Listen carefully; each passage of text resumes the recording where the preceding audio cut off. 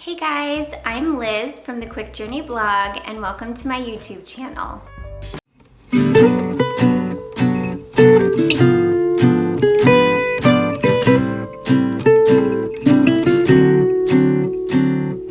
Living, healthy cooking, and attainable home decor. So I hope that you will subscribe, give me a thumbs up, and leave a comment letting me know what you would like to see here at the Quick Journey YouTube channel. Today, I'm gonna share a change that we made. It was a process and took some time, but I'm really excited and I am loving it. And I am so glad that I went with the choice that I went with. So I wanna share it with you guys. Okay, I needed to grab my tea. Okay, so I had an electric stove in this kitchen. And while it worked great and it did everything I needed it to do, we started to notice that things weren't working as they should. The oven was taking forever to preheat. Sometimes it wouldn't even get up to temperature. The broiler worked fine. The main burner that I used all the time was starting to go out. To be honest, Mark probably could have found a heating element and put a new one in, but we weren't positive what was going on with it. The range was original to this house, so it was quite old. And we just thought, you know, instead of putting money into testing to see if the heating element is the issue, why don't we just get a new range? And as you know, one thing always leads to another. I was talking to him one night and I said, I really would love to have a gas range. Is that even a possibility? We'd always had electric. I've heard so many good things about gas ranges. Plus, I love cooking with cast iron. And if you are a cast iron cook, you know that everything goes better whenever you are on a gas stove. I've cooked with cast iron on my electric range for a long time now and had no issues. But I just thought if we're gonna be purchasing a new range, why don't we see if it's possible for me to get a gas range? And so Mark went down to the basement and looked to see what it would take, and he thought that we could probably do it. So we had someone come over, professional, come over and tell us what they thought, and they said it shouldn't be a problem. So we ran a new gas line and I ordered a gas stove, and I even went with something a little outside of my comfort zone. But I am so glad I did because it's exactly what I wanted and I want to share it with you guys today. Hey guys, okay, today is a very exciting day. The electrical stuff has been worked out with our new range, and the gas guy is gonna come and get everything hooked up, so I should officially have my range working, and I'm just so excited. As I'm filming this, it is Friday, which is our cleaning day here at our house, so I'm gonna try and keep myself busy while he is working in the kitchen. So that's what I'm gonna do. I'm gonna get started cleaning. So in this kitchen, we have made some changes. I've shared here before that we took down the old tile backsplash and put up this vertical shiplap and open shelving, which I absolutely love. I will try and tag the video where I share all about that above. So we've basically been doing small things along the way as needed in order to keep this kitchen in good working order and also give it a bit of the, I don't know, aesthetics that I love. I really love European charm. I love English cottage. I love French farmhouse and French cottage. So I just love all those things.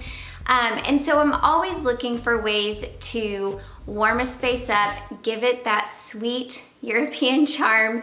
And I'm always thinking, what am I gonna do down the road? Like, if I'm making a change now, is this a change that is gonna work for my grand scheme of, you know, the plan that's coming down the road?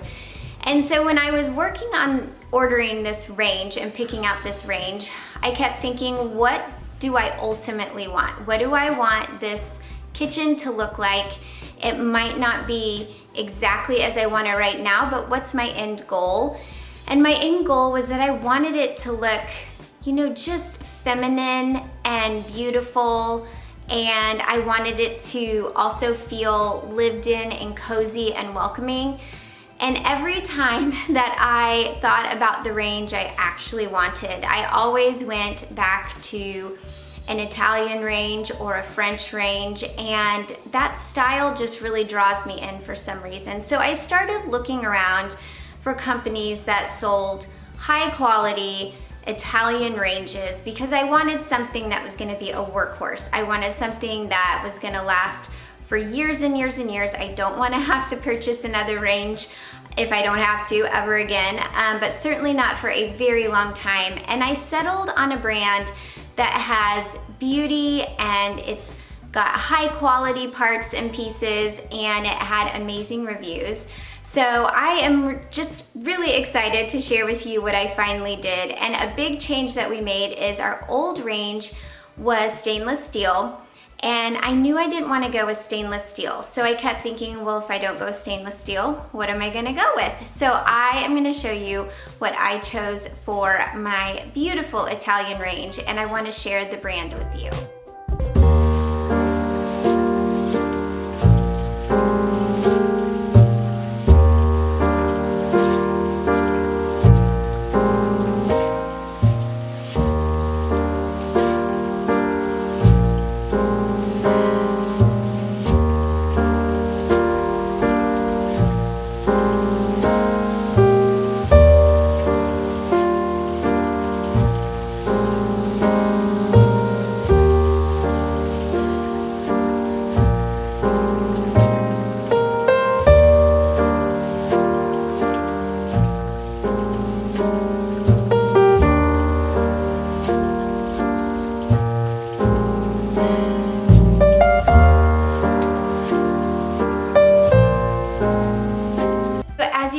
Behind me, I went with an antique white gas range from the company called ILVE.